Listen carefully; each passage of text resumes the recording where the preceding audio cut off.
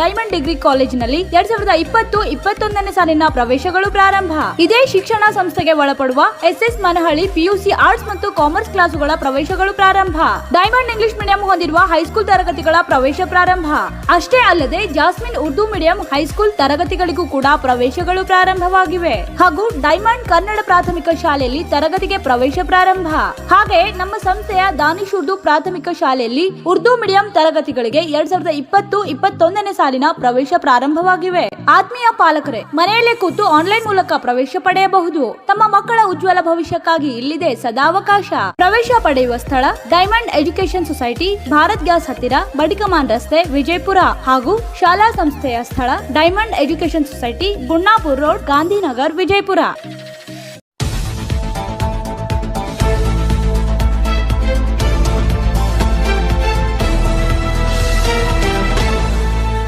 और आज का दिन बहुत खास है। आज कारगिल विजय दिवस है।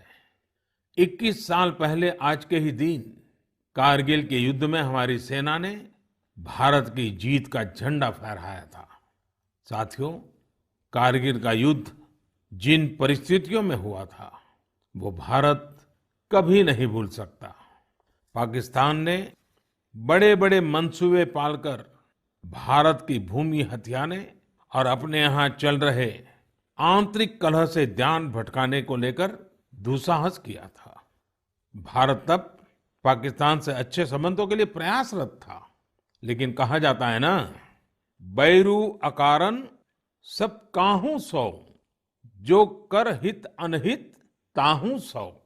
यानी दुष्ट का स्वभाव ही होता है हर किसी से बिना वजह दुश्मनी करना। ऐसे स्वभाव के लोग जो हित करता है उसका भी नुकसान ही सोचते हैं। इसलिए भारत की मित्रता के जवाब में पाकिस्तान द्वारा पीठ में छुरा घोंपने की कोशिश हुई थी, लेकिन उसके बाद भारत की वीर सेना ने जो पराक्रम दिखाया, भारत ने अपनी जो ताकत दिखाई, उसे पूरी दुनिया ने देखा। आप कल्पना कर सकते हैं, ऊंचे पहाड़ों पर बैठा हुआ दुश्मन और नीचे से लड़ रही हमारी सेनाएं, हमारे वीर जवान। लेकिन जीत पहाड़ की ऊंचाई की नहीं, भारत की सेनाओं के ऊंचे हौसले और सच्ची वीरता की हुई। साथियों, उस समय मुझे भी करगिल जाने और हमारे जवानों की वीरता के दर्शन का सौभाग्य मिला। वो दिन मेरे जीवन के सबसे अनमोल क्षणों में से एक है।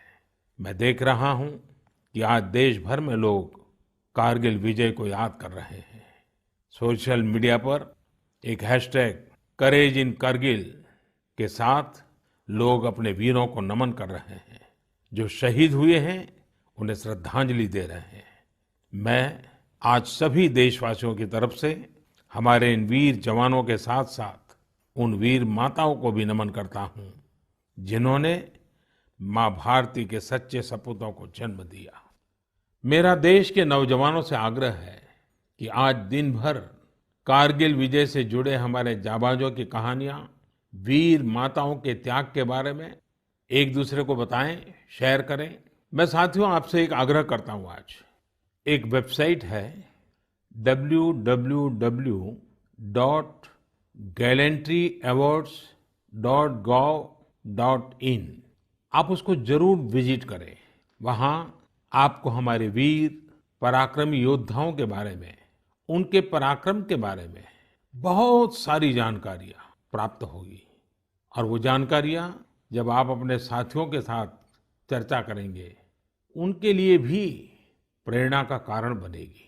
आप जरूर इस वेबसाइट को विजिट कीजिए और मैं तो कहूँगा बार बार कीजिए।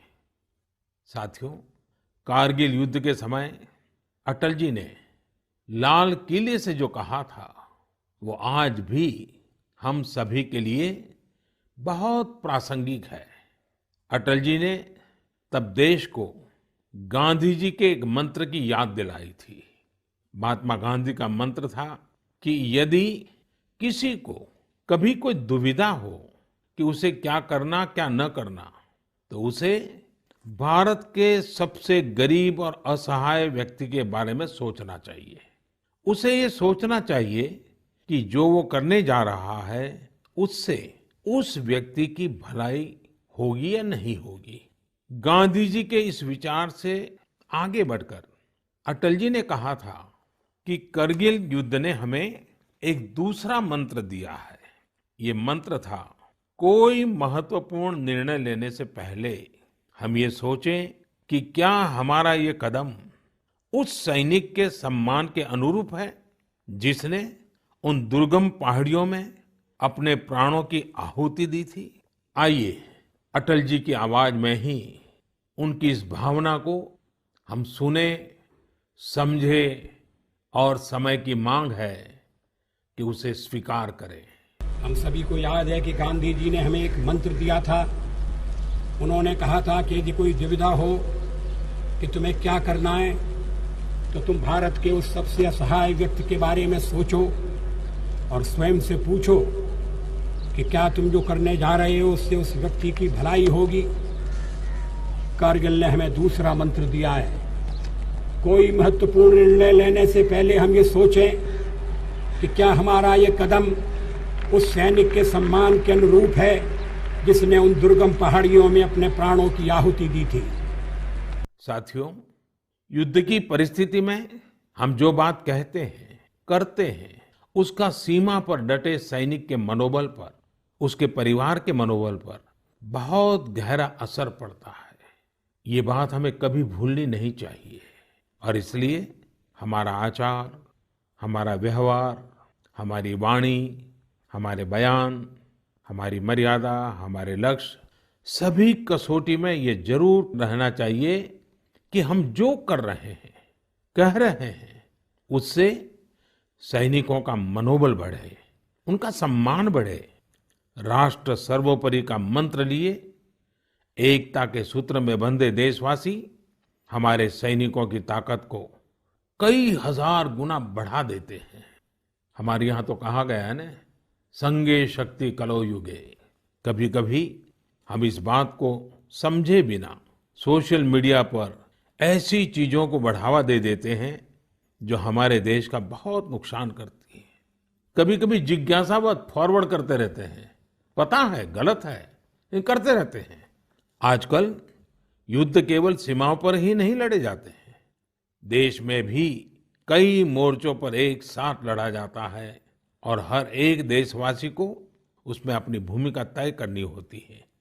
हमें भी अपनी भूमिका देश की सीमा पर दुर्गम परिस्थितियों में लड़ रहे सैनिकों को याद करते हुए तय करनी होगी। जुड़े रहिएगा आपके अपने चैनल बीजापुर समय के साथ।